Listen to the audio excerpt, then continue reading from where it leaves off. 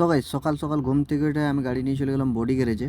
Body গ্যারেজে আসার পর কি কাজ হবে সেটাও তোমাদেরকে বলবো। তো তোমরা সকলেই জানো 3 দিন থেকে আমি গাড়ি দাঁড়িয়ে আছি, যেহেতু গাড়ি চলে নাই। তো আজকে কি কাজ করালাম সেটাও তোমাদেরকে বলবো। তো গাইস বডি গ্যারেজে আসার পর প্রথম মুখটা ধুয়ে নিই, তারপর চলে যাই আমি গাইস মুড়ি খেতে, যেহেতু নাস্তা করে নিয়ে ঘুম থেকে উঠে চলে এসেছি।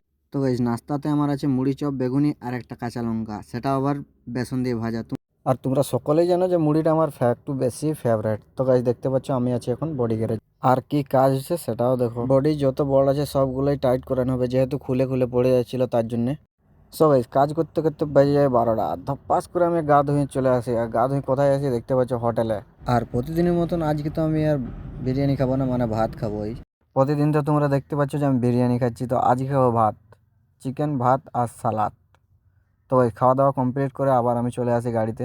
তো গাইস কিছু কাজ না থাকার জন্য আমি 2-4 ঘন্টা ঘুমাইলি, আর ঘুম থেকে ধাপ্পাস করে উঠে যায় আর মুখ হাতটা ধুইলি। তো এখন বাজে প্রায় 5টা। এখন আমি যাবো চা খেতে। আর তোমরা লাইক কমেন্ট শেয়ার আর ফলো করে নাও তোমার ভাইকে।